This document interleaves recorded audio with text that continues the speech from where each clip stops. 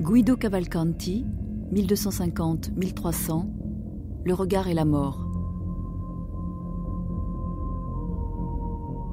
C'était en dehors de l'église de Santa Maria Novella, il y avait une série d'arches dans lesquelles il y avait des tombeaux tout autour. Et Cavalcanti aimait se promener solitaire là, de ce côté-là, comme d'ailleurs Dante aimait, lui, rêver en s'asseyant sur une pierre devant le baptistère de Florence. Et ils avaient tous les deux ce côté de rêveur solitaire.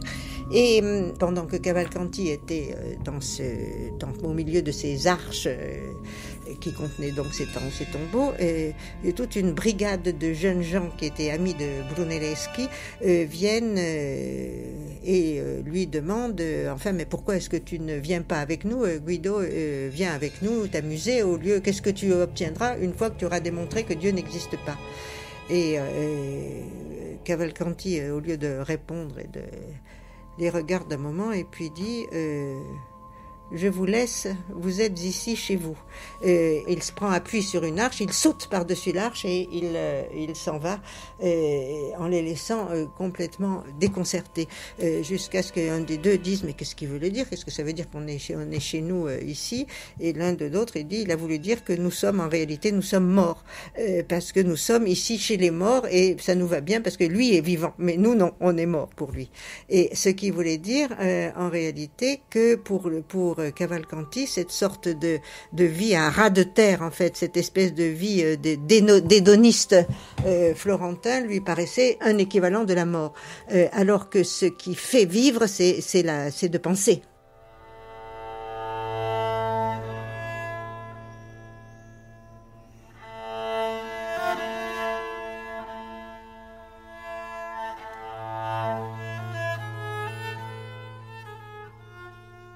Avant de raconter dans le Décaméron cet épisode de la vie de Guido Cavalcanti, où tendent à s'effacer les limites de la légende et du récit biographique, Boccace décrit le poète ainsi.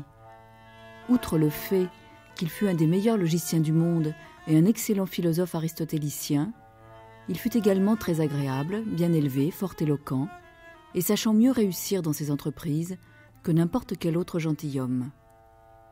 700 ans plus tard, rapporte Emilio Pasquini, Italo Calvino le présente dans sa première leçon américaine comme le champion de la légèreté. Les philologues italiens ne sont pas d'accord avec cette opinion. Et il faut explorer la profondeur de la surface et il faut examiner l'œuvre de Cavalcanti sans préjugés.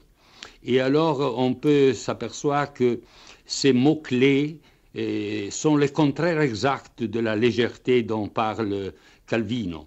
C'est-à-dire ces mots-clés sont esprit, douleur, angoisse, peur, mort, effrayé, et surtout pesanza, qui signifie une sorte d'ennui ou quelque chose qui pèse sur son âme, donc tout à fait le contraire de la légèreté.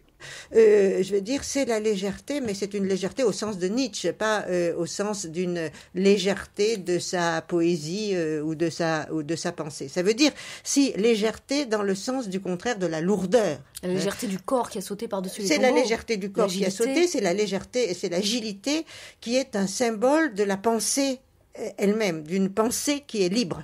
Ça nous rappelle plutôt Nietzsche, lorsque Nietzsche dit je ne croirais qu'à un Dieu qui saurait danser. Cavalcanti est un peu cette image d'une indépendance, d'une liberté de penser.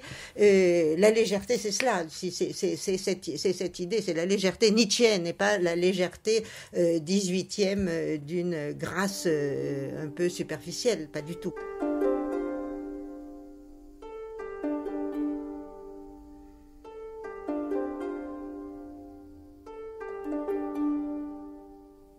Fresca rosa novella, piacente primavera, per prata e per rivera, gaiamente cantando, vostro fin presio mando alla verdura. Lo vostro presio fino in giò si rinovelli, da grandi e da zitelli per ciascuno cammino, e canti negli auselli, ciascuno in suo latino, da sera e da mattino sugli verdi arbuscelli. Tutto lo mondo canti, poche lo tempo vene, siccome si convene vostra altezza presiata, che siete angelicata creatura. Angelica sembranza in voi, donna, riposa, Dio, quanto avventurosa fu la mia disianza. Vostra cera gioiosa, poi che passa e avanza, natura e costumanza ben è mirabil cosa. Fra lor le donne dea vi chiaman come sete, tanto adorna parete che io non saccio contare, e chi poria pensare oltre natura? Oltre natura umana, vostra fina piasenza fece Dio per essenza che voi foste sovrana, perché vostra parvenza ver me non sia lontana, or non mi sia villana la dolce provvidenza.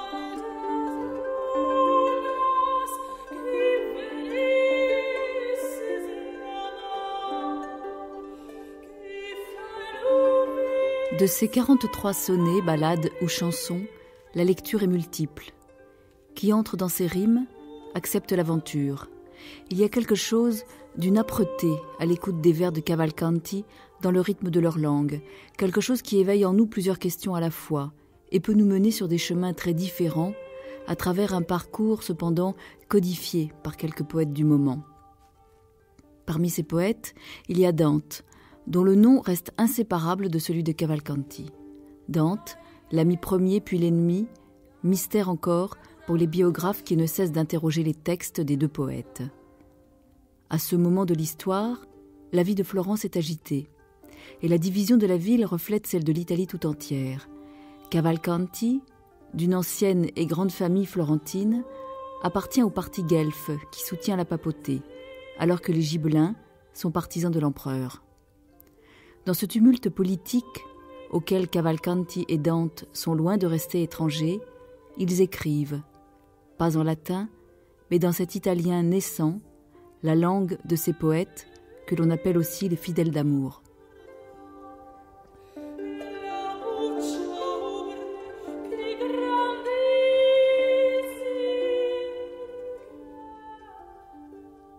Christian Beck. Cavalcanti et Dante sont absolument contemporains, sinon que Cavalcanti meurt plus jeune que Dante en 1300.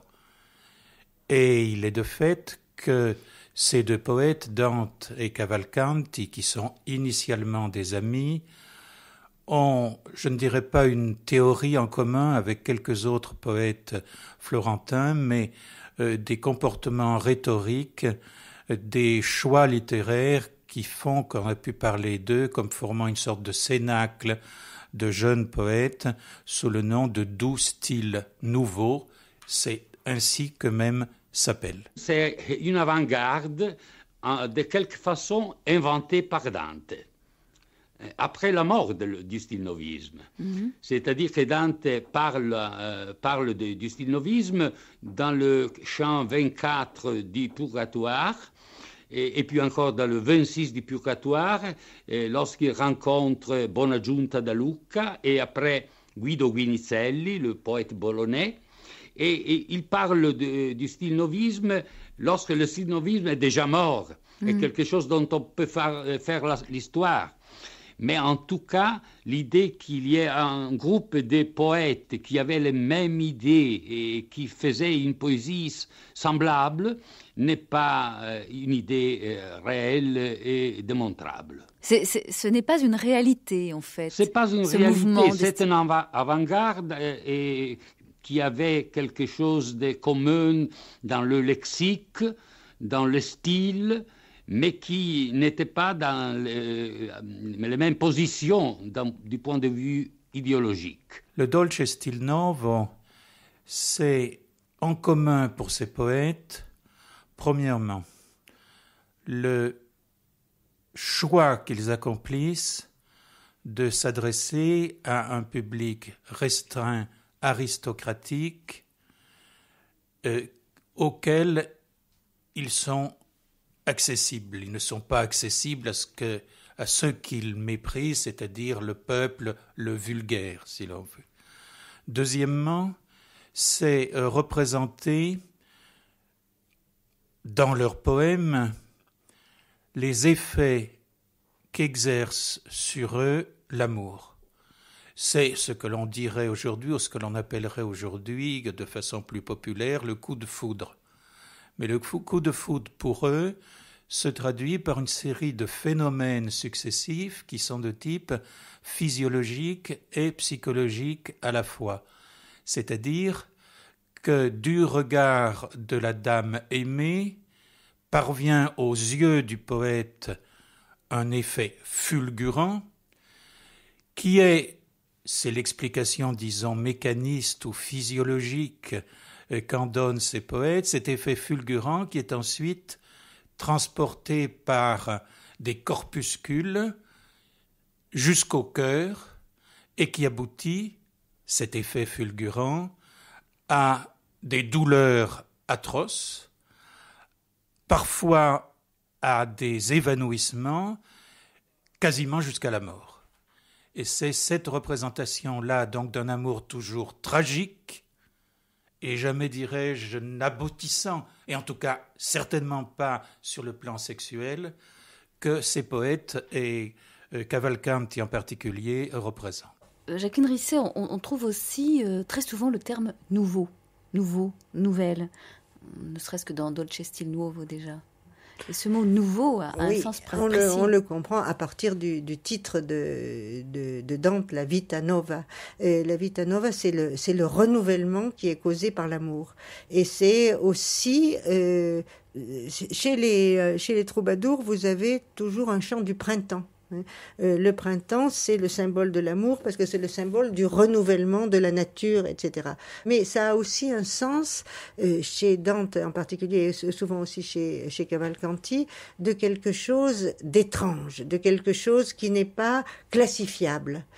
Ça veut dire quelque chose qui frappe.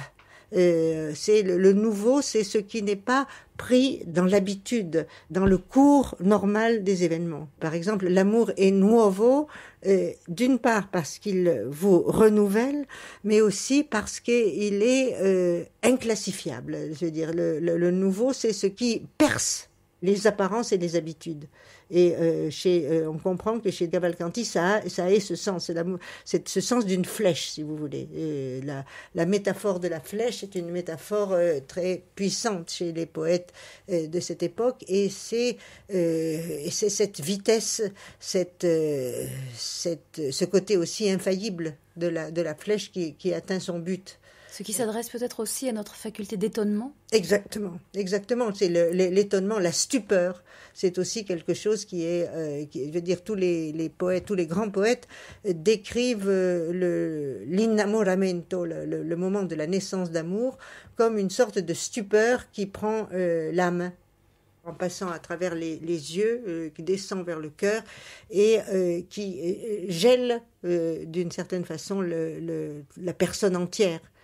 Dans cette stupeur, dans cet étonnement. Et c'est le nuovo, exactement. A ciascun'alma presa e gentil core, nel cui cospetto ven lo dir presente, in ciò che mi rescriven suo parvente, salute in lor Signor, cioè amore. Già eran quasi che atterzate l'ore del tempo che onestella nel lucente, quando m'apparve amor, subitamente, cui essenza membrar mi dà orrore. Allegro mi sembrava, amor tenendo meo core in mano, e nelle braccia avea Madonna involta in un drappo dormendo. Poi la svegliava, ed esto core ardendo, lei paventosa, umilmente pascea, appresso gir lo ne vedea piangendo.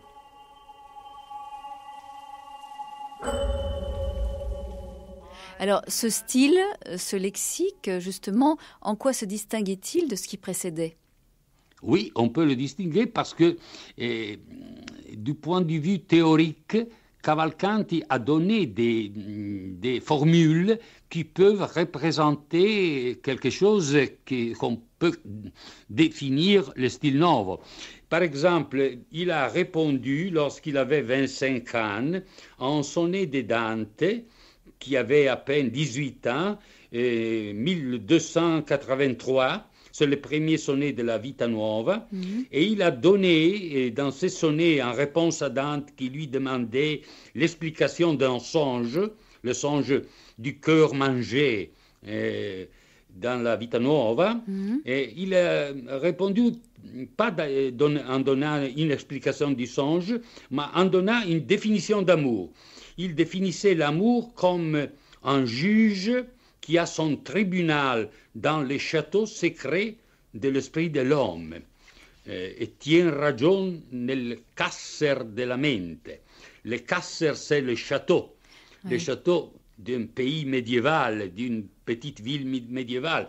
Et cette formule est importante parce que dans l'idée d'un amour qui est à l'intérieur de l'homme et qu'on peut décrire seulement avec une poésie qui plonge dans la profondeur de l'esprit humain. Dans ce rêve que décrit Dante, qui est extraordinaire, qui est le rêve du cœur mangé, de l'amour qui tient Béatrice dans ses bras et lui fait manger le cœur de Dante. Et il y a d'ailleurs une différence entre le sonnet et la prose de la Vita Nuova qui est beaucoup plus violente. Mais Cavalcanti a cette capacité d'aller plus loin que le poème lui-même, parce que le sonnet ne permettrait pas par lui-même d'arriver à cette notion de mort, c'est-à-dire il y a les larmes d'amour à la fin, mais il y a cette sorte de tendresse, au contraire, dans la façon qu'a Béatrice de manger le cœur. Or, il y a une traduction dans la littérature médiévale de ces poèmes du cœur mangé, et il y a en particulier un récit que certainement Dante et Cavalcanti connaissaient, qui est l'histoire d'un homme qui s'en va à la croisade et sa dame lui donne ses tresses et lui s'en va à la croisade, il est blessé, il sent qu'il va mourir et il dit à un de ses compagnons de mettre son cœur quand il sera mort dans un coffret avec les tresses de la dame et d'aller lui apporter. Ce qui se passe quand le messager arrive, c'est qu'il trouve le mari de la dame et le mari, par jalousie, fait manger à sa femme le cœur de son ami sans le lui dire, en lui faisant croire que c'est un nouveau plat qu'a inventé le cuisinier du château, et elle mange ce cœur qu'elle trouve délicieux, et lorsque son mari lui dit qu'elle a mangé le cœur de son ami, elle dit je ne mangerai plus rien, et elle meurt. Donc il y a la notion de jalousie, la notion de mort qui sont liées à cette tradition qui est raconté ensuite par Boccace. Mais certainement Cavalcanti est celui qui, à travers cette tradition du cœur mangé, a senti ce qu'il y avait là encore de négatif, c'est-à-dire la jalousie et la mort. Et non pas l'interprétation qui existe aussi du cœur mangé comme une fusion amoureuse, c'est-à-dire comme une espèce de vision anthropologique du manger comme transmutation des substances, si vous voulez. En mangeant le cœur de celui que j'aime, je prends sa substance et c'est une espèce de don. Mais l'autre interprétation, l'interprétation tragique, ce n'est pas un hasard, c'est Cavalcanti qui la trouve.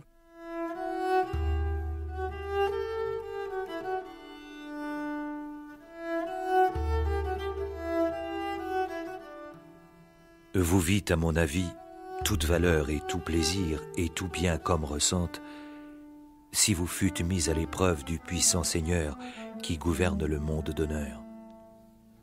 Car il vit en un lieu où il n'est point d'ennui et rend justice aux donjons de l'esprit. Si doucement il visite les gens en leur sommeil, que leur cœur il emporte sans causer de douleur. De vous, il emporta le cœur, voyant que votre dame allait à la mort. De ce cœur, il la nourrissait, craintive.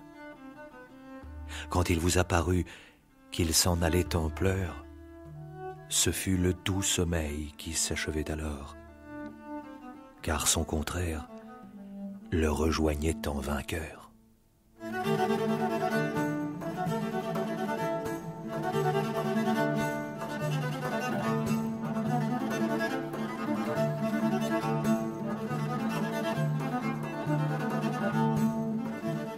Jacqueline Risset, je crois que tout le monde est d'accord pour dire que Guido Cavalcanti est un écrivain, un poète de la subjectivité, même si c'est un concept qui est tout à fait moderne. En tout cas, c'est vrai que dans ses poèmes, dans ses sonnets, dans ses ballades, dans ses chansons, il explore un intérieur de lui-même. Ah, ça, c'est indéniable. Et il y a quelque chose même d'extraordinairement profond chez Cavalcanti, qui est aussi lié à cette mélancolie qui le fait peut-être sentir comme plus moderne que d'autres poètes de son époque, pour nous, qui avons l'idée de la poésie comme subjectivité et donc comme mélancolie, comme fissure, comme scission, comme clivage entre le moi et le monde. Mais il y a aussi une autre chose qu'il ne faut pas oublier, c'est que Cavalcanti, avec Dante et d'autres poètes, faisait partie de ce mouvement qu'on a appelé le Dolcesti Nuovo, et que ce Dolcesti Nuovo avait une conception aussi très particulière de la subjectivité poétique. C'était une subjectivité, si l'on peut dire, impersonnelle, c'est-à-dire qu'il y avait cette sorte de définition des auteurs eux-mêmes d'un moi qui serait à la fois un moi absolu, et il y avait une sorte, par exemple, d'anonymat aussi entre les poètes, une sorte de circulation. Le moi qui parle est toujours assez mystérieux, voilé par un secret. Il y a le secret d'amour qui vient de la poétique des troubadours, évidemment, mais en plus il y a cette sorte de sentiment, d'une sorte d'un absolu qui est aussi une sorte de recherche, de cette cogitation acharnée, de cette pensée, de cette réflexion qui cherche aussi une définition de l'amour. Et donc il y a une sorte de recherche qu'on pourrait dire philosophique qui est dans cette poésie même, c'est-à-dire il s'agit non pas de plainte d'amour, donc dans ce sens il faut comprendre aussi la différence avec une subjectivité de type romantique, mais qui est une subjectivité à la recherche de la définition du phénomène d'amour même. E destaste la mente che dormia, guardate l'angosciosa vita mia, che sospirando la distrugge amore, e vien tagliando di sì gran valore, che i deboletti spiriti van via.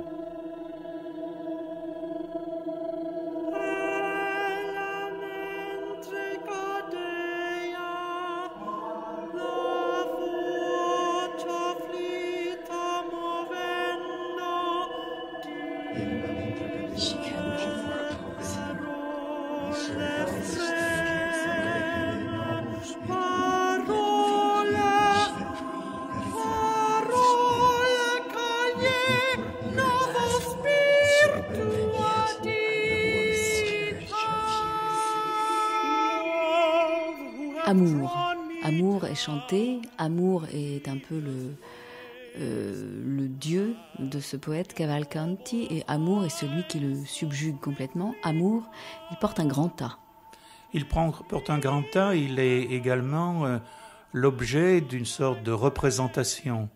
Ce n'est pas un personnage abstrait, ce n'est pas simplement un sentiment, c'est, pour reprendre la vieille image classique, antique, un dieu porteur d'un arc et de flèches, et c'est l'autre représentation de l'amour, qui blesse, qui frappe le cœur de l'amant pour le rendre définitivement malheureux, parce que la dame aimée qui n'est jamais décrite, on ne sait d'elle que son regard, on ne sait d'elle, c'est un personnage très diaphane, presque tout à fait, je dirais même immatériel, mais qui exerce, c'est un personnage, d'une certaine façon, la femme chez les styles-novistes et chez Cavalcanti en particulier, c'est un personnage qui ne vit que dans la poésie, c'est une sorte de mythe poétique, si on veut.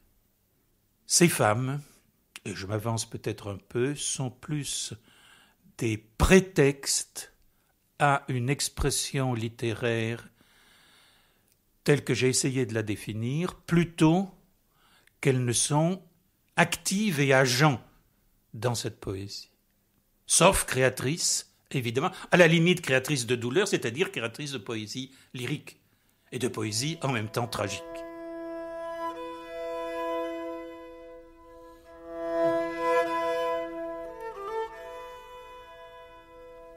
De spiriti miei, quando mi vedete con tanta pena, come non mandate fuor della mente parole adornate di pianto, dolorose e sbigottite?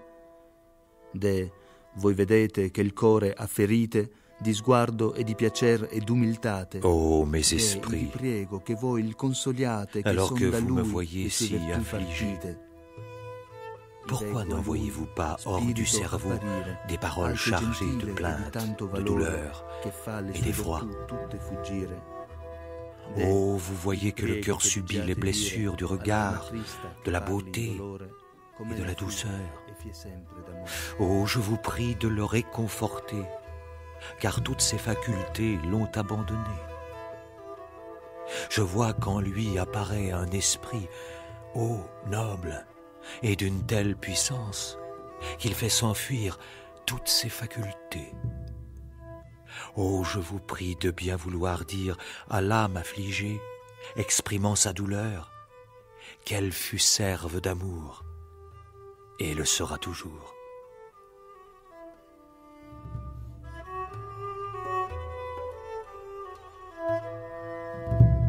La particularité de Cavalcanti, c'est d'avoir donné des exemplaires d'une poésie qui rendait concret l'abstrait. Oui.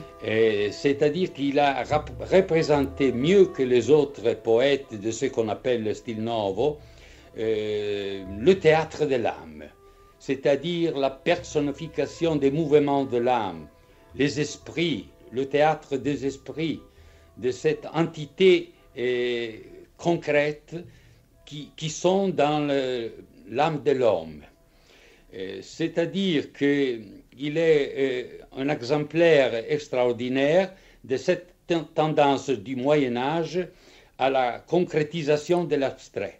Et alors, il y a quelque chose aussi, je crois, de particulier chez lui, et qui est, c'est l'expression de cette douleur, c'est-à-dire de ce qui est de l'effroi, de ce qui est du tourment. Je ne sais pas, quand il y a des images, je crois, où on le voit avec le cœur, son cœur mort à la main. Il a des yeux arrachés. Des images extraordinaires pour représenter la mort de l'âme ou la douleur de l'âme. Lorsque, par exemple, il représente un homme qui est sous l'influence de l'amour et qui est devenu comme quelque chose de mécanique, qui se meut, qui parle comme un instrument mécanique. Nous disons un automate. Un automate, c'est ça.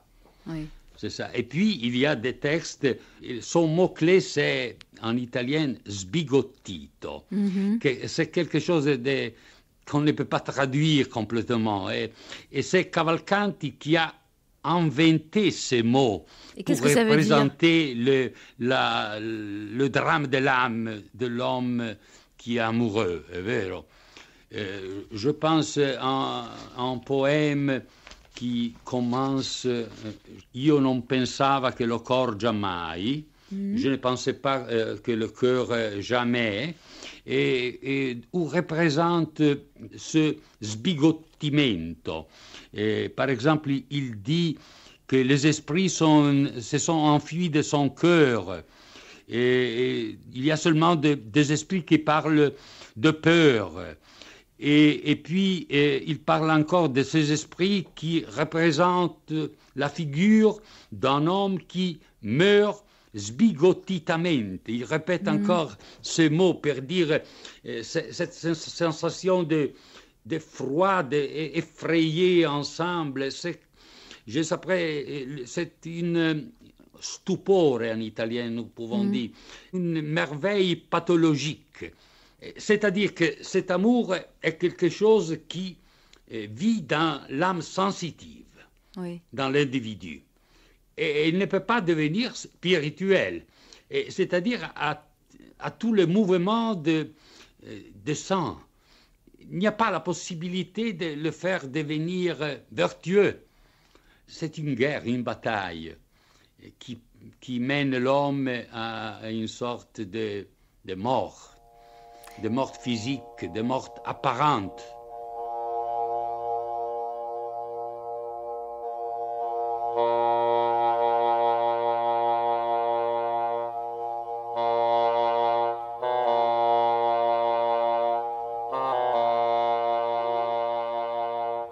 Bruno Pinchard. Je pense qu'il est fidèle d'amour dans le sens de l'amour noir. La grande découverte de Cavalcanti qui le rend différent de Dante, c'est que l'amour est une fatalité négative qui touche les meilleurs, qui les rend compulsifs et abandonnés, qui détruit leur vie et qui marque qu'ils sont d'une souche, au fond, aristocratique, parce que même, ou à travers même le fait qu'ils sont détruits par cet amour. C'est une conception totalement mélancolique de l'amour. Alors que Dante, qui connaît très bien la puissance de destruction de l'amour, est toujours dans une dynamique de rebondissement, parce que l'amour tue, mais la mort donne l'enfer. Et qui a l'enfer a le pouvoir. Ça, c'est évidemment la grande découverte de Dante. Tandis que pour Cavalcanti, qui a l'amour meurt, et qui meurt est mélancolique. Et celui qui est mélancolique est dans le statisme de son autodestruction. Donc il est chef de cette mort qui est l'amour. Et il n'est pas un chef de lumière, mais il annonce au fond la faillite même. Ou en tout cas le caractère absolument noir du projet même du Dolcezza Nuovo. Il est la face d'ombre des fidèles d'amour.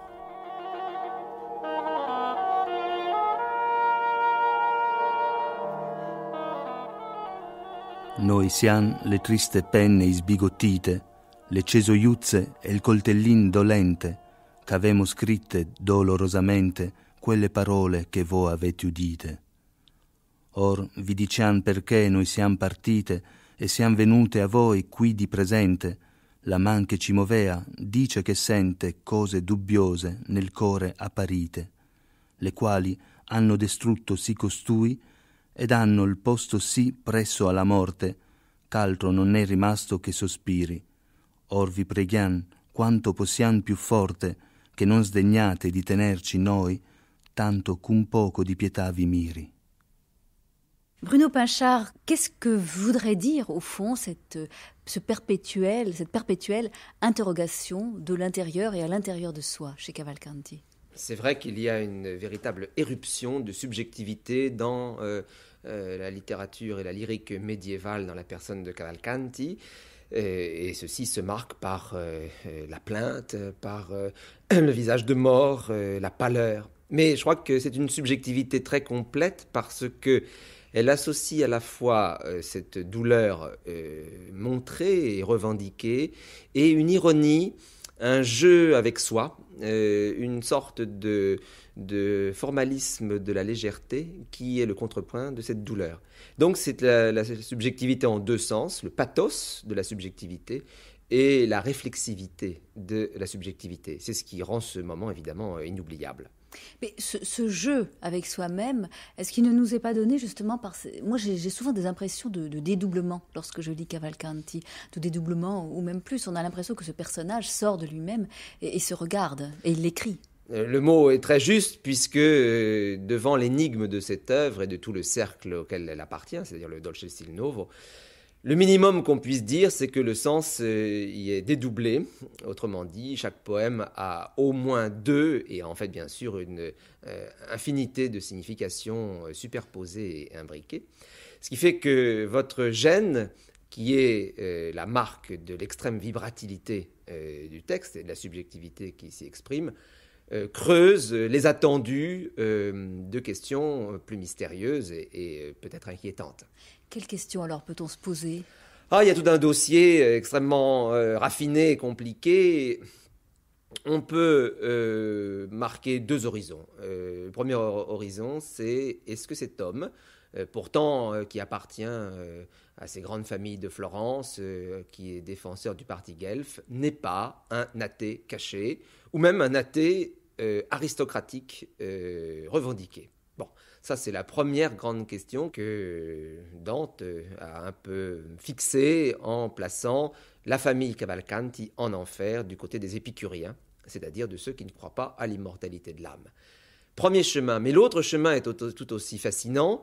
On se demande si ces femmes qui sont l'objet de la passion des auteurs de ce Dolcezza Nuovo, et tout particulièrement de Guido, ne sont pas, au fond, des symboles pour des communications gnostiques qui, elles, reconnaîtraient la toute-puissance du divin, mais sur un mode aberrant ou hérétique par rapport à l'autorité ecclésiale.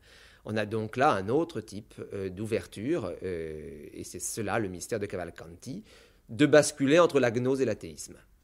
Donna me prega, perch'io voglio dire d'un accidente che sovente è fero, ed è sì altero che chiamato amore, sì che lo nega può salver sentire. Alors, il y a aussi, évidemment, le Guido Cavalcanti philosophe. Ça aussi, je pense que c'est un des deux chemins qui nous est proposé. Cavalcanti philosophe, que l'on ressent très particulièrement dans ce poème qui s'appelle « Dame me prie, donna me prega », qui est central d'ailleurs apparemment dans les rimes. Hein, oui, bien sûr, c'est je dirais, le balcon, si je pense à Baudelaire, de Cavalcanti. Oui, enfin, ce rapport à la philosophie est très ambigu parce que philosophe, à l'époque, ça peut vouloir dire, d'une part, effectivement, celui qui a pris un mode de pensée, au fond, antique, qui n'admet pas les espérances chrétiennes. Deuxièmement, philosophe, ça veut dire celui qui pense que, même s'il existe des structures idéales dans le monde, on peut vivre ici et maintenant, heureux, qu'il n'y a pas que l'espérance théologique pour vous faire supporter la vie. La vie a une consistance propre, et en particulier dans les actes de l'intelligence qui nous sont autorisés, permis dans cette vie. Donc il est philosophe sans doute en ces éléments-là. Ça ne veut pas dire pour autant qu'il ait rédigé des traités, même si un commentateur de la Renaissance, Landino, dit qu'il a eu entre les mains un traité de la béatitude qui semblerait de la plume de Cavalcanti. Ce qui est intéressant, c'est que on a tiré l'idée qu'il était philosophe parce que il dit dans Donna me prega qu'on ne peut pas comprendre l'amour si on n'a pas une conception naturelle, c'est-à-dire en fait physique de l'amour. Et physique, ici, ça ne veut pas dire une sorte de logique de la sexualité, ça veut dire une conception cosmique. Vous ne pouvez pas comprendre l'amour si vous ne le situez pas dans les résonances stellaires, cosmiques donc, de l'univers. Alors, comme il y a le mot naturel ici, donc physique, on en a déduit qu'il était philosophe et qu'il devait bien avoir tout un appareillage technique avec lui. Mais on peut dire quand même que s'il emploie des mots techniques de la philosophie aristotélicienne, à côté de Dante, ça reste un amateur. Et qu'il ne faut pas surévaluer cette hypothèse d'un Cavalcanti philosophe. S'il y a un philosophe dans cette affaire, c'est beaucoup plus Dante, qui est un vrai professionnel, un vrai technicien. Cavalcanti, il requiert une vision cosmique. C'est pas pareil. Il a cette conception, on le sait, philosophique à laquelle il adhère parfaitement, de l'avéroïsme, qui a cette idée très particulière, c'est-à-dire qu'il n'y a pas d'âme personnelle après la mort, c'est-à-dire qu'après la mort, il y a un intellect général dans lequel les âmes se fondent, ce qui le différencie de tout le monde et même de Dante, évidemment, puisque Dante décrit l'enfer, le purgatoire et le paradis, je vais dire, dans lequel les personnes sont évidemment ont toutes un devenir après la mort personnel. Mais malgré tout, Dante aussi était extrêmement curieux de l'avéroïsme et il a sans doute suivi les cours de disciples de Siget de Brabant à Paris. Il s'est lié à Bologne avec les philosophes qui venaient du Danemark et qui transmettaient la philosophie avéroïste. Mais Cavalcanti a été celui qui l'a suivi le plus et jusqu'au point où il était considéré à Florence par l'étrangeté, par l'originalité, par la solitude même qu'il manifestait, comme quelqu'un qui ne croyait pas à l'immortalité de l'âme, comme quelqu'un qui ne croyait pas en Dieu. Ouais. Et ça, c'est à travers l'avéroïsme que l'on pouvait bien sûr. Supposer. Bien sûr, c'est-à-dire que ça l'amenait à mettre en cause une quantité de croyances qui étaient partagées par ses contemporains. Donc il était véritablement très seul dans cette perspective. Très seul, très hardi, à la fois admiré et haï pour cette même cause.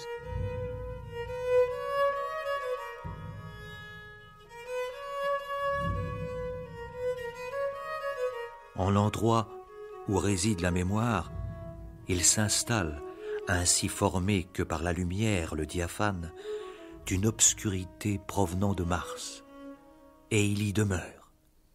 Il est créé, et de sens a le nom, par opération d'âme et volonté de cœur. Il provient d'une vision de l'idée perçue qui prend en l'intellect possible comme en sujet sa place et sa demeure.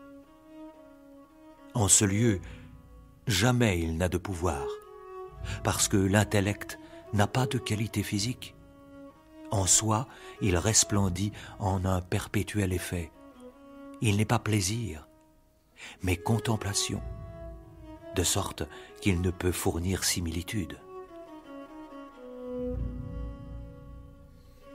Mais alors, on dit que Cavalcanti est influencé par l'avéroïsme. J'aimerais bien comprendre comment. Oui, parce que d'abord, il y a cette ambiguïté des liens entre l'avéroïsme et l'épicurisme, où on ne distinguait pas tout à fait ces chemins au Moyen-Âge, en les périodes que nous considérons. Et puis ensuite, parce qu'il y a l'idée qui, vous le remarquerez, est entièrement opposée, l'idée de subjectivité. Il y a l'idée que l'amour est une forme lumineuse qui vient s'imprimer dans la part passive de notre esprit. Donc nous sommes un simple réceptacle imaginaire d'une lumière transcendante, et d'abord cosmique. Alors, on en a déduit que Cavalcanti était avéroïste à cause de ce déni de subjectivité. Car si saint Thomas a fondé quelque chose en Occident, c'est que, reprenant les termes de la philosophie aristotélicienne, à la différence d'Averroès, il a ajouté « il y a une opération de notre esprit ». C'est-à-dire notre esprit est actif, fait quelque chose dans la connaissance. Il n'est pas simplement illustré par la puissance de la lumière divine. Donc, par cette passivité de l'expérience amoureuse, il serait avéroïste. Mais ce qui n'est pas quand même avéroïste, c'est la description et l'intérêt pour la passion amoureuse. Averroès a une pensée, bien sûr, passive de l'intellect, mais pour des actes de connaissance en général. Et là, ça sert à une intériorisation et une exploration du fait amoureux. Et là, ça appartient seulement au Dolcesti Novo. Donc, vous voyez, mon point de vue, c'est qu'il n'est pas si philosophe que ça, et il n'est pas si avéroïste que cela. En revanche, qu'il soit un esprit de résistance, et qu'il soit l'alternative même au projet de Dante, alors ça, je le défends.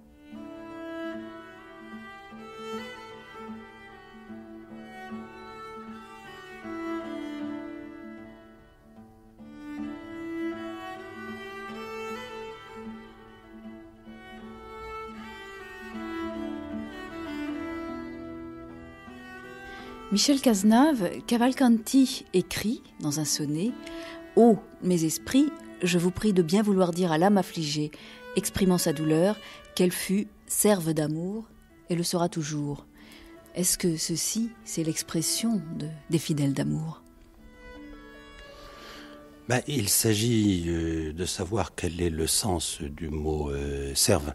Dans la mesure où être serve, c'est être esclave, et c'est en même temps être le serviteur. De toute façon, les deux mots, effectivement, ayant la même origine.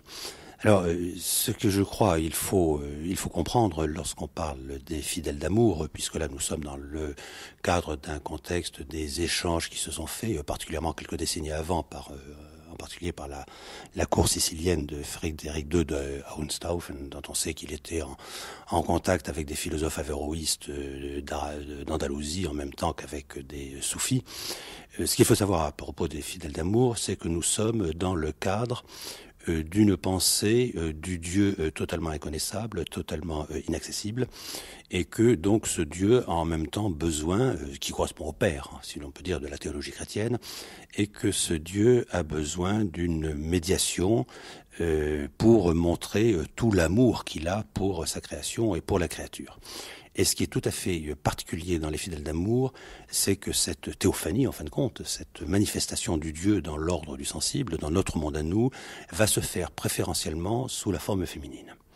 Ce qu'on en trouve par exemple chez Ibn Arabi dans l'Interprète du désir, quand il raconte comment, lorsqu'il arrive en fin de pèlerinage, c'est-à-dire au sanctuaire même de la Mecque, il tombe amoureux d'une jeune turque qui lui révèle les grâces de Dieu.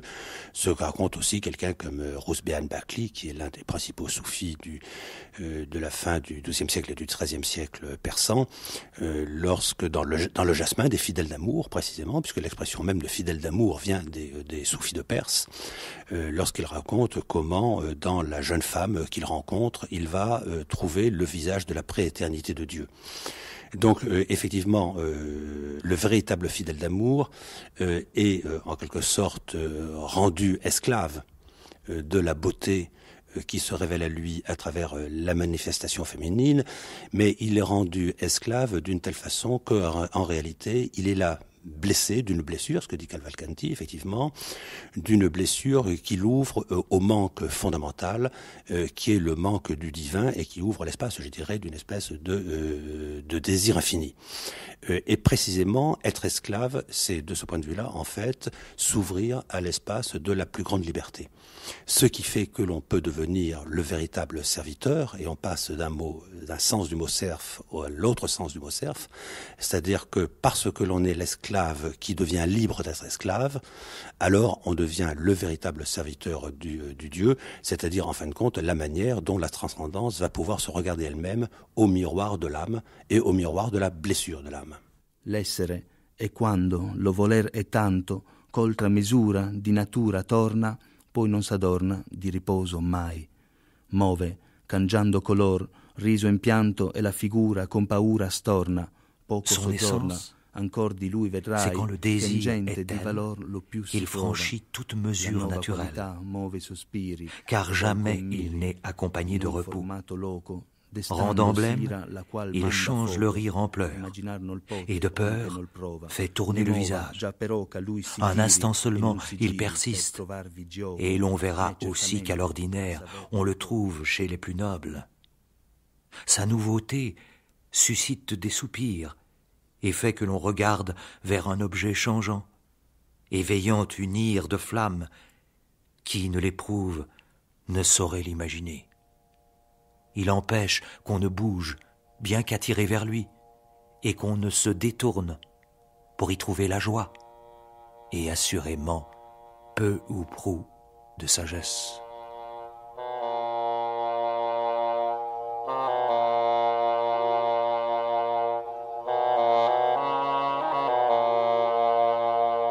Oui, il dit aussi qu'il est le jouet d'amour, je crois. Il le dit souvent, ça. Serviteur d'amour, jouet d'amour. Oui, effectivement, mais ça c'est une pensée que nous avons très très largement perdue, qui a été répandue dans un certain nombre de civilisations, dont on le trouve en Inde, on le trouve aussi bien dans l'islam mystique que chez les fidèles d'amour, qui est cette idée du jeu de la divinité. C'est-à-dire que d'une certaine manière, mais évidemment c'est toujours dans des courants mystiques, et non seulement des courants mystiques, mais des courants, ce qu'on appelle des courants dévotionnels, c'est-à-dire des courants de l'amour suprême en quelque sorte. La divinité s'est en quelque sorte manifestée elle-même par amour surnaturel pour les hommes, et les hommes dans le jeu qu'ils mènent avec cette divinité, je dirais presque dans la danse que leur âme accomplisse avec cette divinité, lui rendent cet amour, ce qui fait qu'il y a une sorte de circulation réciproque, et on ne sait plus très bien si l'amour va du Seigneur à la créature, de la créature au Seigneur. Je dirais qu'à la limite, c'est exactement la même chose. Et effectivement, c'est un jeu, et là j'aimerais faire appel à une notion ou une expression que l'on trouve très souvent dans l'alchimie, qui d'ailleurs du point de vue occidental passe depuis la mystique arabe en Occident précisément à ce moment-là, qui est la notion du jeu sérieux, du jocus seriosus. C'est-à-dire qu'il n'y a rien de plus sérieux que de mener ce jeu, effectivement, cette façon dont, d'une certaine manière, on s'étrange à soi-même, dont en même temps on est en train de manipuler, mais manipuler c'est avec la main, donc c'est en même temps de l'ordre de la manifestation, en même temps, qui est celle de Dieu. On est en train de manipuler la réalité afin de lui faire exprimer son essence, en fin de compte. En tout cas, c'est une d'essence divine qui sombre, hein, c'est une œuvre noire. C'est vraiment l'œuvre noire, et si vous voulez du divin, il faut l'entendre alors dans un sens profondément alchimique. C'est pas un divin de gloire, et ni de révélation, surtout pas. C'est un divin de descente et un divin de cendre. Alors, et non pas christique, c'est pas un divin sacrificiel. C'est-à-dire vous chutez dans l'amour non pas par un sacrifice rédempteur, ni même par une kénose christique, vous chutez dans l'amour parce que le ciel vous en veut. Vous êtes sous la nuit de Mars, puisque c'est la planète noire, Mars, pas Vénus, hein, Mars. Donc amour qui est guerre.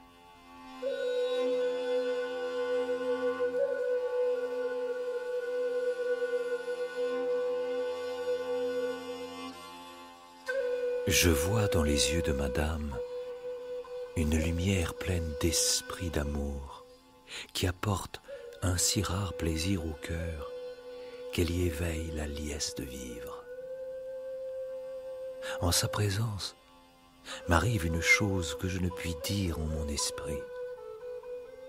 Il me semble voir de son visage sortir une dame si belle que mon cerveau ne la peut saisir. Aussitôt en est une autre, d'une beauté rare, d'où me semble s'élever une étoile disant « Ton salut est apparu ».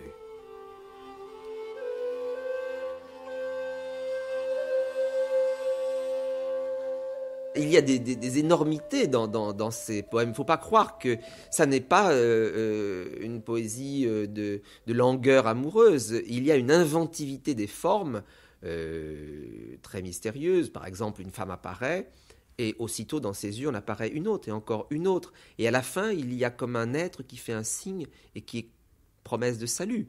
Vous avez l'affirmation que donne un autre poète de ce groupe qui dit « Guido, toi tu es celui qui est notre maître en amour ». Alors, maître en quelle mesure et maître de quel amour? Cet amour aussi se passe à travers des voyages très mystérieux. On écrit des sonnets parce qu'on part, et on part toujours dans des lieux lourds de sens. Pèlerinage à Saint-Jacques-de-Compostelle, Toulouse, un centre déterminant pour les promenades de Cavalcanti, ou Bologne quand il s'agit de Dante. Il y a tout un réseau d'amis qui est un réseau bien sûr au fond de troubadours, mais qui représentent dans leur flamme même et dans la sublime beauté, parce que quand même c'est absolument enivrant cette littérature, dans la sublime beauté de ce que ces gens ont dans leurs mains et dans leur bouche, il y a comme des échos d'un agissement à la fois de salut pour eux et d'opposition au monde. Alors voilà qui se paye d'ailleurs très cher, puisque je vous rappelle que Cavalcanti a subi une tentative d'assassinat à Toulouse, que Dante a vécu dans le malheur, que, vous voyez, il y a toute une suite d'actes réels. On a affaire un peu à des Carbonari, des conspirateurs italiens. Là où apparaît cette belle dame, on entend une voix la précédant qui semble chanter son nom bénéfique si doucement que, voulant le dire, je sens que me fait trembler sa force. Et en mon âme s'élèvent des soupirs disant « Vois, si tu la regardes, tu verras sa puissance monter au ciel. »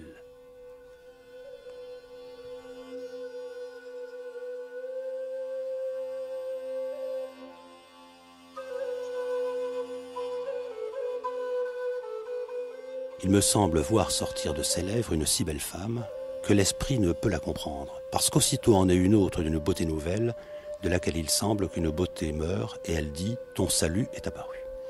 Bien alors effectivement, on peut le lire parfaitement au premier degré. Mais cela veut dire que de la femme réelle, il voit la femme spirituelle et surnaturelle.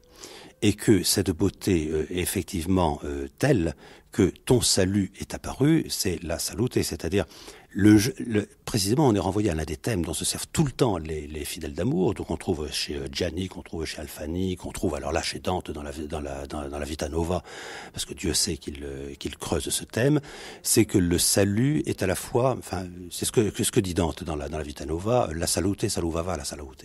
Le salut sauvait le salut, ou le salut saluait le salut. C'est-à-dire que le salut, c'est à la fois la salutation, le fait de dire bonjour à quelqu'un, mais la salutation renvoie évidemment à la salutation de l'ange Gabriel à la Vierge Marie, et d'autre part, c'est le salut, et c'est le salut eschatologique, c'est le salut métaphysique, c'est le salut que nous a apporté le Christ. Alors, c'est-à-dire que je ne sais pas si c'est un chrétien tout à fait orthodoxe, ça là-dessus, on peut effectivement énormément discuter, mais il est évident que la poésie de Cavalcanti, et particulièrement, alors je dirais, la vision de l'amour qui est la sienne, et je dis vision parce qu'on sait bien que le thème de la vision, précisément, occupe une place fondamentale chez lui.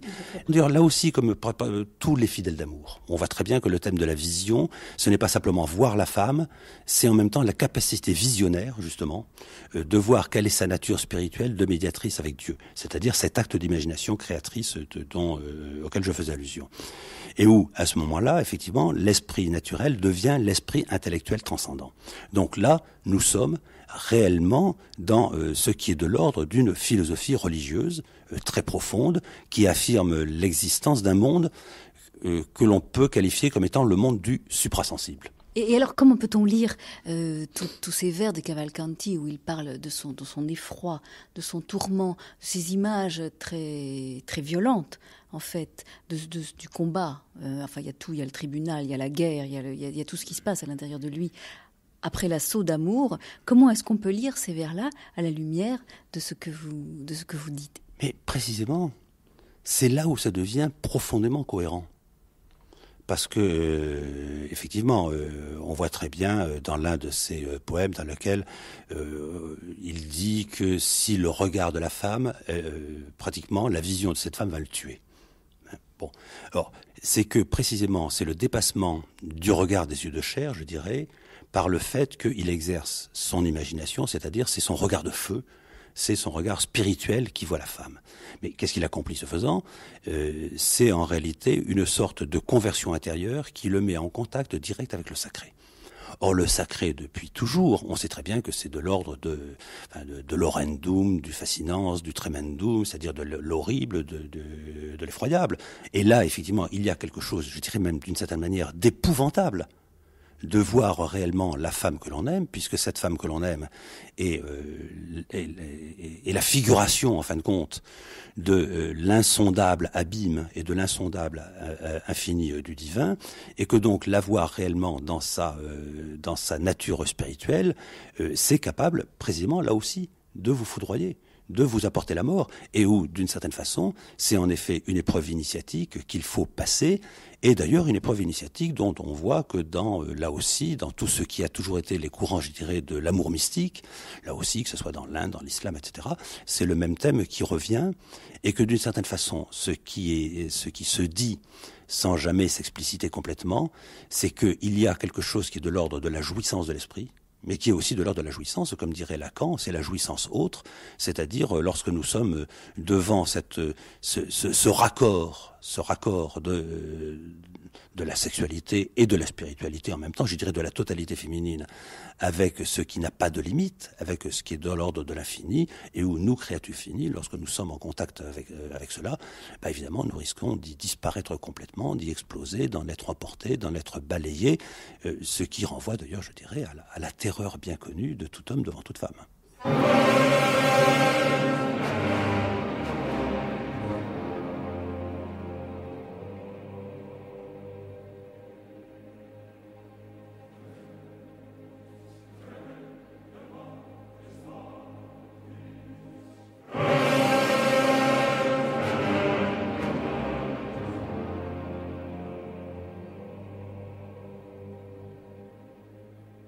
Pourquoi mes yeux ne furent-ils aveuglés ni arrachés, afin que par leur regard elles n'aient pu pénétrer dans mon esprit pour dire « Écoute, me sens-tu dans ton cœur ?»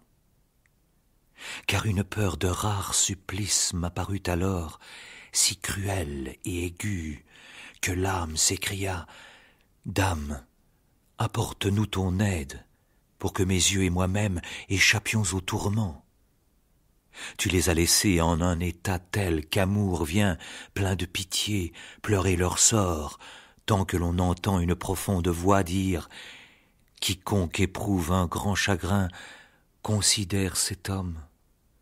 il verra son cœur marqué d'une croix, que mort il porte en sa main. C'est un fidèle d'amour pour qui l'amour est un dieu, comme il est chez Dante, mais très exigeant et très cruel. C'est-à-dire que l'amour n'est pas une sorte de réalisation de l'être, de lieu de passage, d'échelle, si l'on veut, platonicienne ou néo-platonicienne, vers le mieux, vers Dieu, comme est la Béatrice de Dante. Il y a chez Cavalcanti cette sorte d'évidence de la souffrance d'amour. L'amour est toujours manque, et il y a cette sorte de liaison, au contraire, de l'amour et de la mort. Il y a cette sorte d'image pour lui du fait que la poésie, l'amour et la mort sont liés. Et donc, ça n'est plus du tout le fidèle d'amour qui sont cette sorte d'amélioration que voulaient les troubadours aussi, et qui est une sorte d'élection parmi les autres. Lorsqu'il y a ce poème dans la Vita Nuova dans lequel Dante s'adresse aux dames et les appelle dames qui avaient intelligence d'amour, donne che avete intelletto d'amore. Et Cavalcanti part de cette conception, c'est bien certain, hein. Mais ce qui prend la prédominance chez lui, c'est ce que vous avez appelé la subjectivité, cette sorte de moi blessé, cette sorte de blessure qui est chez lui. Cavalcanti appartient au monde obscur, c'est je pense ce que vous dites, Jacqueline Risset, mais ce monde obscur, il s'exprime aussi, enfin il le recherche, c'est une exploration de ce monde obscur que sa poésie, et comme vous dites, je crois, dans cet espace littéraire très précis. Cavalcanti a trouvé une sorte de forme qui est la sienne, qui est une forme, le sonnet, ils le pratiquent tous, mais aussi, par exemple, la ballade, qui est un genre plus libre, disons, que le sonnet. C'est un genre que reprendra Pétrarque aussi. C'est un genre qui est destiné à avoir un développement, et c'est aussi cette sorte d'exploration, en effet, de toutes les possibilités de la langue et de la littérature de cette époque qui frappe chez Cavalcanti. Je pense que pour nous, aujourd'hui, Cavalcanti est un poète fascinant, très moderne, qui a d'ailleurs fasciné beaucoup de poètes. Par exemple, T.S. Eliot a des sortes de rapports intenses avec Cavalcanti. Il y a aussi Ezra Pound, par exemple, pour qui Cavalcanti a une très grande importance. Il l'a traduit d'ailleurs. Il l'a traduit, oui, et il est cette sorte de point de référence absolument constant. C'est-à-dire que il explore justement dans l'espace littéraire un point qui est le point négatif, je veux dire. On pourrait dire que il y a, toute proportion gardée, mais un rapport, on pourrait dire, avec Bataille, lorsque Bataille parle de la littérature et le mal. Et il parle de la littérature et le mal, pas au sens de faire le mal banalement, mais au sens du négatif qui est lié à la littérature même. C'est-à-dire comme il le trouve, par exemple, même chez Charlotte Brontë dans Les Odes de Hurlevent, ou chez Baudelaire, etc. Cavalcanti est un de ceux qui sont les plus hardis, les plus rigoureux dans cette sorte d'analyse. Pour Cavalcanti, il n'y a pas de fin paradisiaque. Le paradisiaque, il est dans certains éclats de la sensation, dans cette sorte d'éclair qu'est l'amour, cette espèce d'éclair de lumière. Mais l'éclair de lumière se dissout et se traduit immédiatement en douleur. Et pour lui, la poésie, c'est cela. C'est explorer jusqu'au bout cette sorte d'obscurité, justement.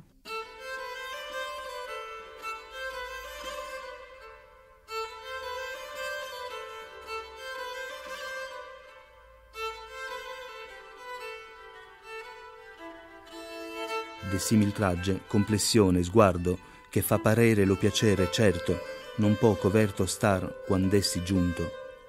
Non già selvagge le bieltà son dardo, che tal volere per temere esperto, consiegue merto spirito che punto. E non si può conoscer per lo viso, compriso, bianco in tale obietto cade, e chi ben aude forma non si vede, d'unch'egli meno che da lei procede, for di colore d'essere diviso, assiso, in mezzo scuro, luce rade, for d'ogni fraude, dico degno in fede, che solo chi costui nasce mercede.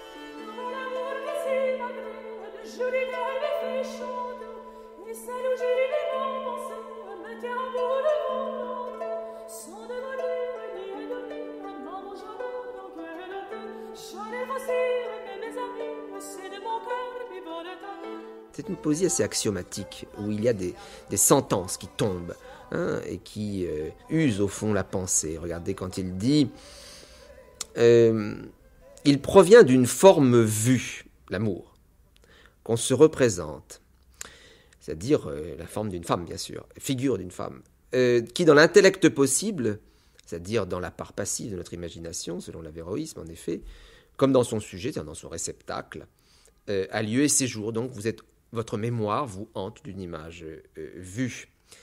Et dans cette partie de l'âme, jamais il n'a pesanteur, c'est-à-dire qu'il n'a pas de réalité, c'est pas une réalité corporelle, c'est une simple image. Bon, ici on a déjà compris que c'est un homme qui va être détruit, mangé par une image. Souvenez-vous de la phrase de Baudelaire, ma primitive passion, le goût des images. Eh bien là, c'est la même aristocratie de la destruction de soi, mais aristocratie, c'est-à-dire mener un chemin pour non pas quelques possessions matérielles, il n'y a là aucune idée d'un stockage de corps, mais il y a une invasion par l'image. Et cette invasion va donner évidemment à la fois sa cendre à l'esprit, mais sa capacité de trouver des images alternatives. Donc cette espèce de déréalisation est totalement typique de ce genre de pensée. Parce qu'il ne provient pas alors d'une qualité, il resplendit, perpétuel effet de lui-même. En effet, il ne vient pas d'autre chose que d'une image de la mémoire, et par conséquent, il se met en cercle. Être amoureux, c'est être en cercle. Se réengendrer, il n'est même plus besoin d'une occasion de fixation de cette expérience. Et bien sûr, ce cercle, c'est aussi celui de la subjectivité qui ne se parle qu'à elle-même. Et c'est l'autisme amoureux qui est très bien dit ici. Il ne provoque pas plaisir. Donc là, bien sûr, c'était une très grande thèse et d'une audace de dire que c'est pas par hédonisme qu'on tombe amoureux. Si on était hédoniste, on pourrait avoir des expériences érotiques sans avoir le moindre amour, bien sûr. Ça serait là la chance ouverte. Et c'est donc toute une tradition, même à la façon de Villon, qui a d'autres profondeurs, bien sûr, mais tout un usage hédoniste du corps qui tombe. C'est une vision totalement intellectualiste de cet univers. Bon, perpétuel effet de lui-même, donc c'est un cercle, il ne provoque pas de plaisir, mais contemplation. C'est-à-dire que c'est une image qui se fixe et qui se cristallise. Comme dit un des grands commentateurs de cet âge de poésie, Contini, le dolce stil novo, c'est la cristallisation immédiate. Et bien sûr, il ajoute en sorte qu'il ne peut fournir aucun point de comparaison. C'est-à-dire qu'il n'y a rien dans les actes matériels qui puisse ressembler à cela qui nous advient quand on est pris dans le cercle d'une autoproduction de l'image. Voilà, on pourrait continuer comme ça, et vous voyez, c'est un espace qui est, comme il dit, jamais rationnel. Ici, j'ai essayé de traduire comme j'ai pu, ici le désir, il sert de raison, c'est le désir donc qui cherche à donner fondement, on discerne mal où la perversion est douce. C'est une théorie de la perversion. Et on peut dire que c'est ce qui est odieux ou fatal dans le dolce stil novo, c'est d'être un espace intégral de perversion. Et que c'est pire que le péché originel. Pour vous gâcher les rapports des hommes et des femmes, c'était un dispositif imparable. Et ces poètes-là, bien sûr, le savaient. Et c'est cela qui est dangereux chez eux. Ce sont des gens qui utilisent des mécanismes, au fond, d'abolition du rapport réel à des personnes, pour disposer d'une ivresse mentale qui les rend tout puissants.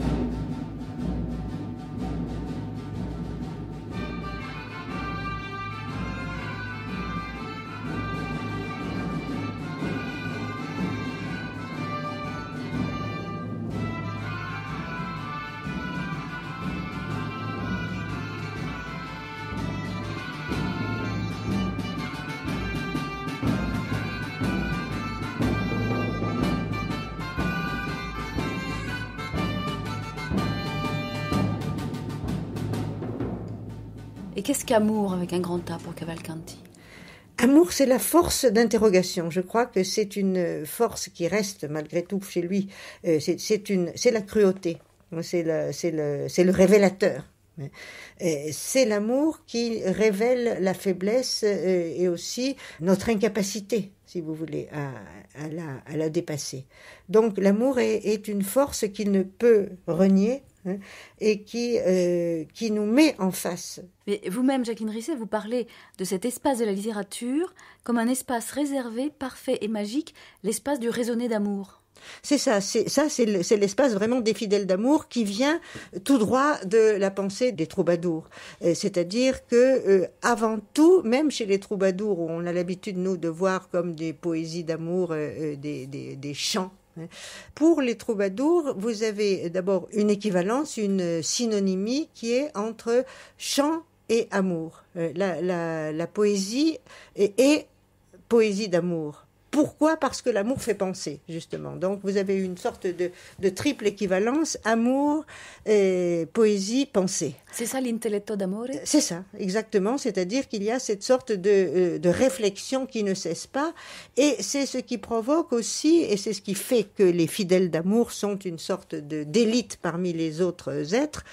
Ça provoque une amélioration des êtres qui font cette expérience.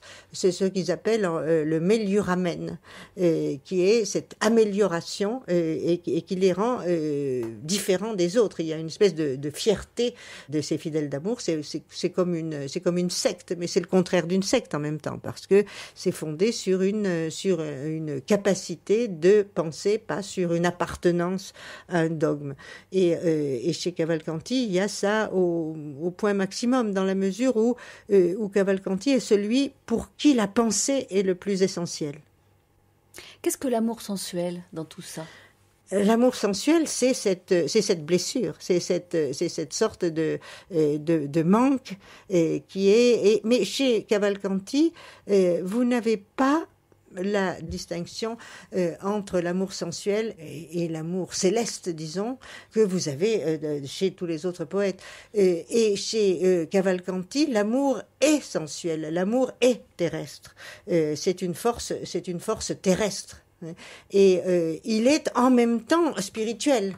Mais il n'y a pas une opposition aussi violente. C'est-à-dire que la sensualité de l'amour, c'est aussi la marque de cette dépendance, de cette sorte de cruauté, de cette façon d'être lié à une sorte d'immédiate souffrance du corps.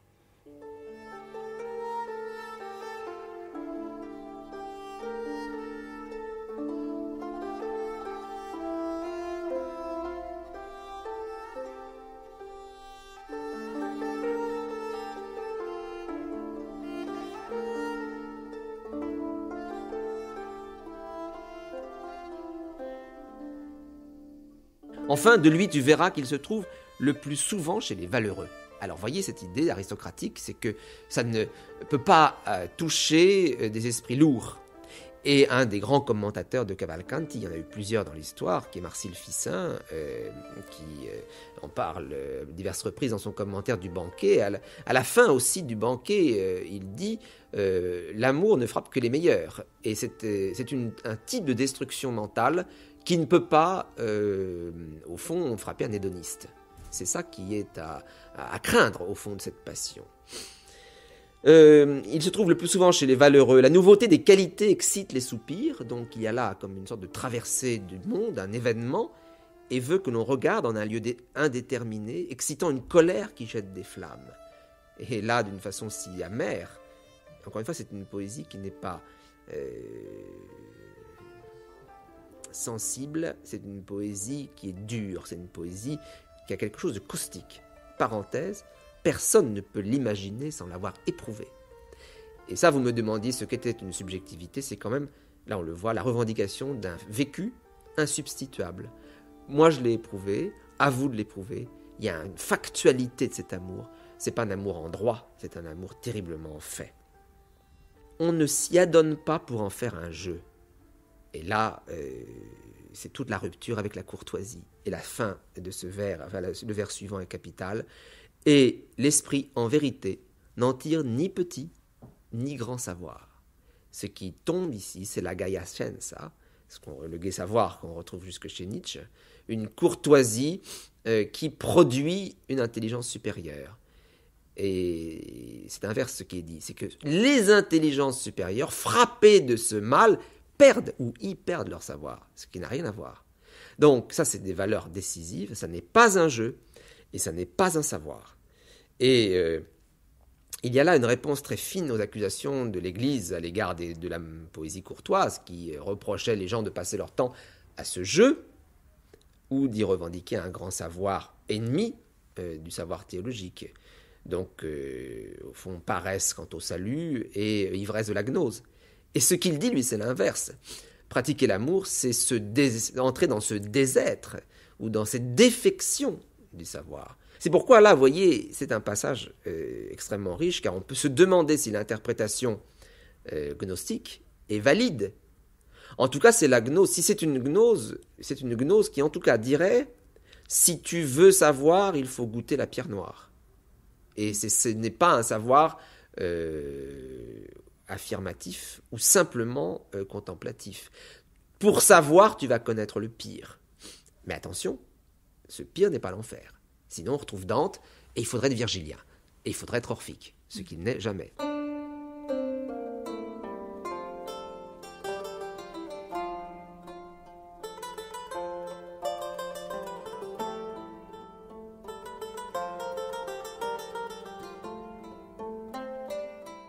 Tu m'as si rempli l'esprit de douleur que l'âme s'empresse de partir, et les soupirs que pousse le cœur affligé montrent à tous qu'il ne peut résister.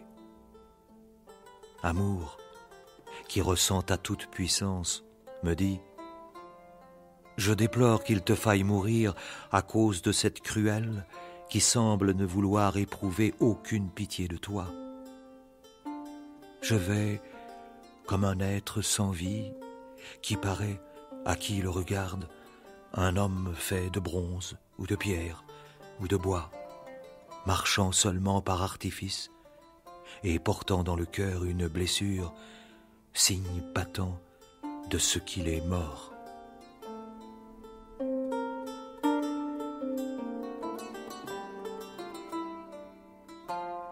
On peut dire que chez lui, la présence fondamentale, c'est la mort. Et c'est la mort qui détruit comme une sorte de dérision permanente, cette sorte d'illusion du paradis amoureux, disons. La façon dont il se retire du bateau des fidèles d'amour de Dante est très précise à cet égard. Il décline cette invitation, disons. Lorsque Dante écrit à Guido, io vorrei che tu e Lapo e Dio fossimo preso per incantamento, c'est-à-dire il évoque le magicien Merlin. Je voudrais que toi et Lapo Gianni, qui est un autre de ces poètes du Dolcesti Nuovo, nous fussions pris par enchantement et mis par le magicien, par Merlin l'enchanteur, dans un bateau avec nos dames, et que là nous parlions ensemble et que tous soient heureux. Et pour lui, il n'est pas possible de l'accepter. C'est-à-dire qu'il y a vraiment là une sorte de séparation entre les chemins. Or, Dante, c'est quelqu'un pour qui le négatif est présent. C'est-à-dire qu'il y a chez Dante, c'est aussi une chose qui est extrêmement intéressante, et on peut voir leur parenté en cela aussi, c'est-à-dire que le paradis de Dante, c'est tout le contraire du paradis de Gustave Doré, si vous voulez, tous ces paradis édulcorés avec des anges en chemise de nuit et des couleurs bleues et roses, si vous voulez. C'est un paradis extrêmement difficile, c'est un paradis qui est une exigence, c'est un paradis avec des discordances. Et ça fait partie de cette sorte de parenté qu'il y a profonde entre ces deux poètes. Même s'ils s'éloignent, il y a cette vision, le mal existe pour Dante. Et pour Cavalcanti, tout ne serait que discordance ? On ne peut pas dire que tout serait comme discordance. Je vous dis, je crois qu'il y a au contraire, je veux dire, sinon il n'écrirait pas. Je veux dire, il y a cette force de l'amour qui est une force illuminante aussi. Je veux dire, il y a cette sorte de façon de percevoir la vie dans son intensité et l'intensité elle-même est un bonheur par soi-même.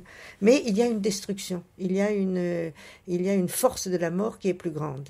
Et ça, c'est aussi très rare, même c'est très rare à cette époque. C'est pour ça qu'il y a que les autres poètes ou les autres Florentins le sentent si distant. Si distant et aussi si méprisant. Je veux dire, ça n'est pas la distance que met quelqu'un qui a un caractère... c'est pour ça que la subjectivité ne suffit pas à le définir. C'est-à-dire que c'est pas qu'il a une subjectivité malheureuse, si vous voulez. C'est qu'il a une conception pessimiste, c'est-à-dire qu'il voit les êtres humains comme en proie à l'illusion. Et donc qu'il y a cette sorte de... Pour lui, la notion de vérité est fondamentale jusqu'au bout. Elle l'était d'un certain point de vue chez les fidèles d'amour, elle l'est encore plus à la fin lorsqu'il refuse les illusions. Qu'est-ce que la vérité pour lui ? Et la vérité, c'est la mort, en fait. Je veux dire, la vérité, c'est une vie dans laquelle tout est mis en cause, menacé par la mort.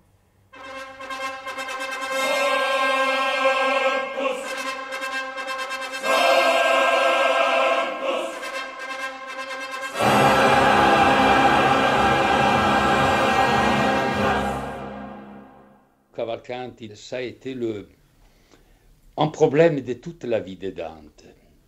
Le problème d'avoir connu un ami qui puis est devenu quelque chose de différent d'un ami, mais qui a représenté une tentation pour toute la vie.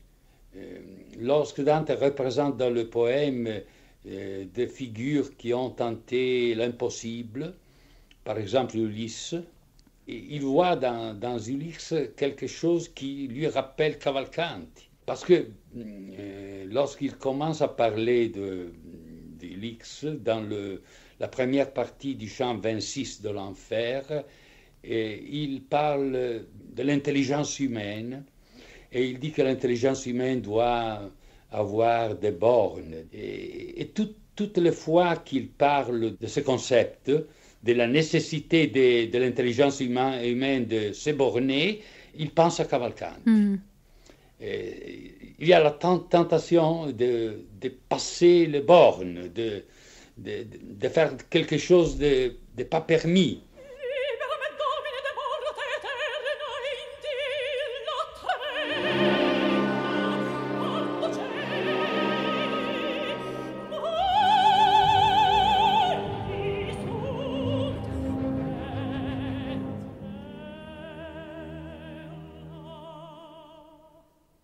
Il y a en fait une vie tragique chez Cavalcanti. Vous savez comment il est mort. Et c'est extraordinairement tragique parce que ces deux amis extrêmement liés, c'est l'un qui a fait mourir l'autre, en définitive, puisque Guido Cavalcanti meurt en exil à Sarzana, sur la côte toscane, et exilé par Dante, qui à ce moment-là était prieur, à la suite de tumultes. C'était des moments les plus violents de l'histoire florentine. On n'a pas les extraits, on n'a pas les actes qui se sont produits exactement, mais il est bien certain que Dante ne s'est pas mis en opposition avec les deux autres prieurs à propos de la condamnation à l'exil de Cavalcanti. On avait exilé les plus violents, les plus tumultueux, les plus turbulents des deux partis, des guelfes blancs dont faisait partie le gouvernement, et des guelfes noirs. Et Cavalcanti tombe malade de malaria extrêmement violente. On le rapatrie au dernier moment, il meurt à Florence, mais c'est son ami qui l'a condamné.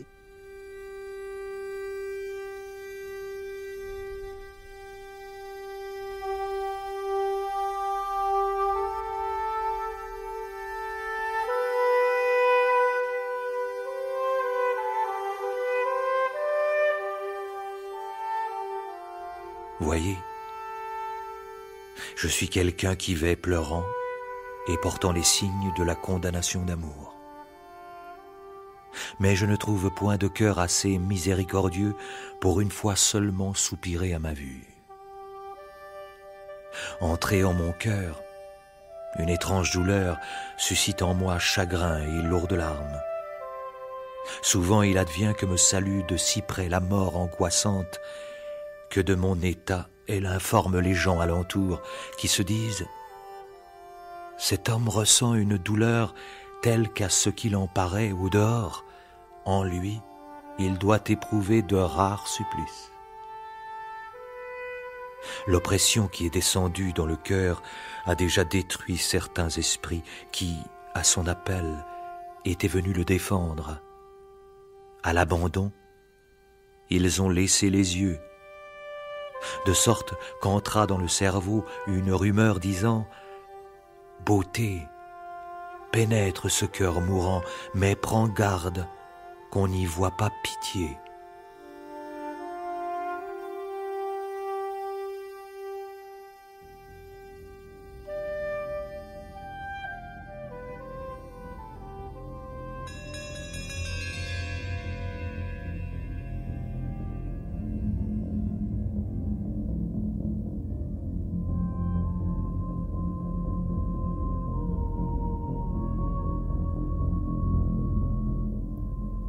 Avec Christian Beck, Michel Cazenave, Emilio Pasquini, Bruno Pinchard, Jacqueline Risset. Les textes de Guido Cavalcanti étaient lus par Gianfranco Podighe et Jean-Luc de Baptiste.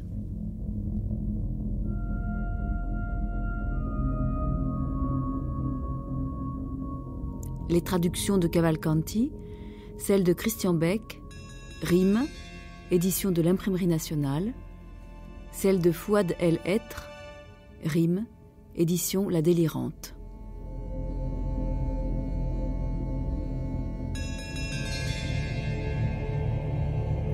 Guido Cavalcanti, Le regard et la mort. Mixage, Pierre Monteil, Ronan Mahé. Une émission de Simone Douek, réalisée par Annie Flavel.